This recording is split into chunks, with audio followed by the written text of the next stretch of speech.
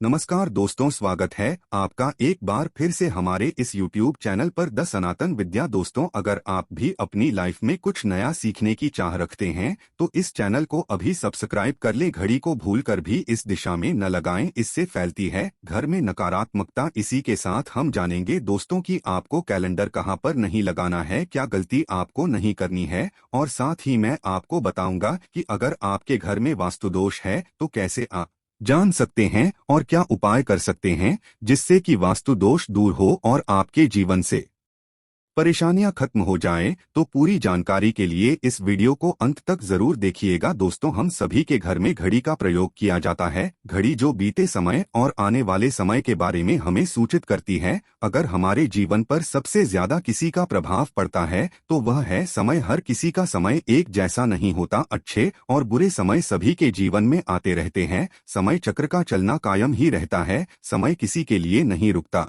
लेकिन अगर हम आपसे कहें कि आप अपने समय को अच्छा बनाने के लिए कुछ उपाय कर सकते हैं तो आपको यह सुन के कैसा लगेगा? जी हाँ, हम बात कर रहे हैं घर में लगी घड़ी की, जिसे हम रोज निहारते हैं। पर कभी यह नहीं सोचा होगा कि यह घड़ी हमारा समय बदलने में और अच्छा समय लाने में मदद कर सकती है। दोस्तों, हम कई बार जीवन में छोटी छोटी चीजों को नजरअंदाज कर देते हैं, लेकिन वहीं कुछ चीजें हमारे भाग्य पर अच्छा बुरा प्रभाव डालती है। कि ही तरह घर में और भी कुछ चीजें हैं जो आपके वास्तु दोष का कारण बनती है और आपकी परेशानी की वजह बनती है। वो आइए पहले जान ले, क्या आपको अपने घर में वास्तु दोष के बारे में कैसे पता लगता है और किस इस तरह से आप बड़ी ही आसानी से इसे ठीक कर सकते हैं। दोस्तों, वास्तु शास्त्र के अनुसार किसी भी घर में वास्तु दोष होने से सुख शांति और पारिवारिक उन्नति में बाधा पैदा होती है। के कारण पनपने वाली नेगेटिव ऊर्जा से व्यक्ति के भाग्य पर बुरा प्रभाव पड़ता है। साथ ही घर के लोगों को कई प्रकार की परेशानियों का सामना करना पड़ता है।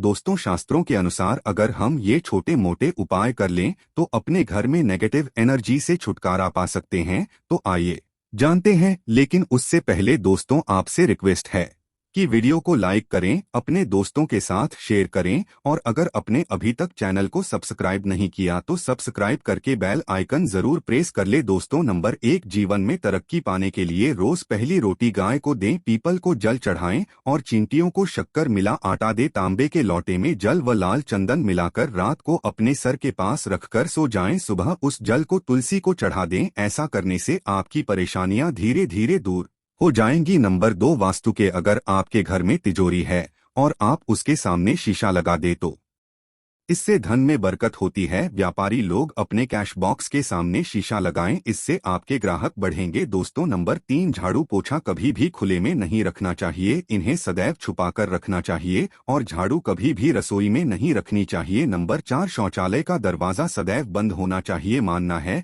कि घर की नेगेटिव ऊर्जा शौचालय में ही बास करती है। ऐसे में अगर शौचालय का दरवाजा खुला रहता है तो नेगेटिव ऊर्जा आपके घर में प्रवेश करती है। नंबर 5, घर में सुख शांति के लिए कपूर को घी में डुबाकर सुबह शाम जलाना चाहिए। इससे घर में वास्तु दोष भी कम होता है और रह रहे सदस्यों के जीवन की परेशानियां दूर होती है। दोस्तों, नंबर 6, दुर्घटना से बचने के लिए शाम को हनुमान चालीसा के बाद कपूर जरूर जलाना चाहिए। नंबर घर में इस जगह वास्तु दोष हो वहां कपूर की 2 टिकियां रखें, खत्म हो जाने के बाद वहां दोबारा इसे रखें। नंबर 8, सूर्य अस्त के बाद कभी भी किसी को दूध दही या प्याज नहीं देना चाहिए, यह भाग्य में बाधक भी बन सकता है। नंबर 9, घर के मुख्य द्वार पर कूड़ादान कभी भी ना रखें। नंबर 10, घर में टूटा हुआ दिशा कभी भी नहीं होना चाहिए। नंबर 11, 6, भाग्य के लिए सुबह नहाते समय पानी में थोड़ा सा कपूर का तेल मिलाएं। शनिवार को चमेली का तेल भी मिला सकते हैं। नंबर 12, लक्ष्मी की कृपा पाने के लिए रोज रात को रसोई अच्छी तरह से साफ करके चांदी की कटोरी में कपूर और लौंग जलाए। यह प्रक्रिया रोज की जाए तो घर में बरकत बनी रहती है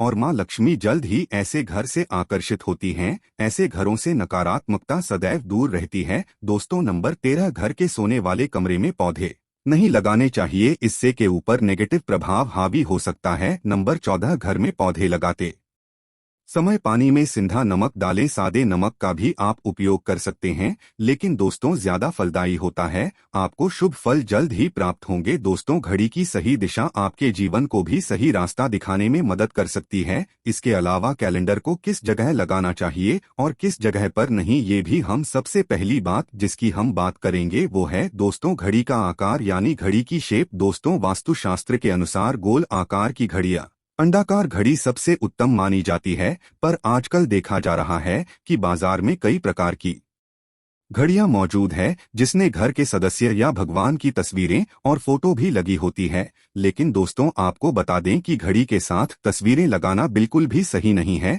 आपके घर के सदस्यों के जीवन पर समय का प्रभाव देखने को मिल सकता है।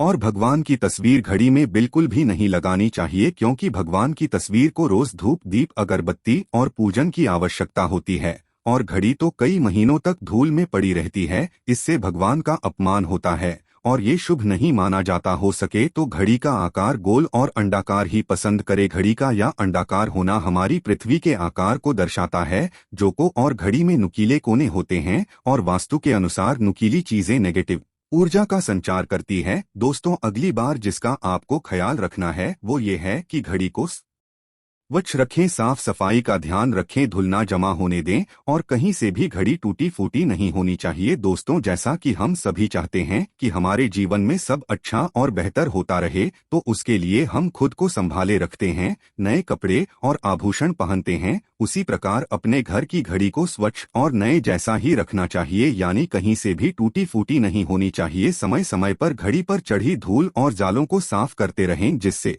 आपका भाग्य भी धुंधला नहीं पड़ेगा। दोस्तों, कई घरों में आदत होती है कि पुरानी गाड़ी को बनवाकर ही चलाते रहते हैं। एक जगह नई घड़ी आई तो पुरानी किसी और जगह है लगा देते हैं। ध्यान रखें, घर में पुरानी या फिर टूटी हुई या धूल चढ़ी हुई और बंद गाड़ी तो बिल्कुल भी ना रखें, क्योंकि इससे घर में नकारात्मकता और दरिद्रता का वास होने लगता है। बंद पड़ी घड़ी तो घर में रखने से व्यक्ति के जीवन में नए अवसर नहीं आते और वह अपने कार्य में कामयाबी प्राप्त नहीं कर पाता। अगली बात जिसका आपको ध्यान रखना है वह है घड़ी की सही दिशा। घड़ी को कभी भी दक्षिण दिशा में नहीं लगाना चाहिए। दक्षिण यमलोक की दिशा मानी जाती है। काल का अंतिम चक्र यहीं से शुरू होता है, इसीलिए वास्तुशास्त्र में इस दिशा को घड़ी के लिए अशुभ माना गया है। घर में घड़ी को उत्तर दिशा, पूर्व दिशा या पश्चिम दिशा में आप लगा सकते हैं, लेकिन ध्यान रखें कि घड़ी को कभी भी मुख्य द्वार, कमरे के दरवाजे या आने जाने के लिए उपयोग किए जाने वाले दरवाजे के ऊपर कभी भी नहीं लगाना चाहिए। इससे समय आपके आने जाने की गति और दिनचर्या पर पड़ सकता है।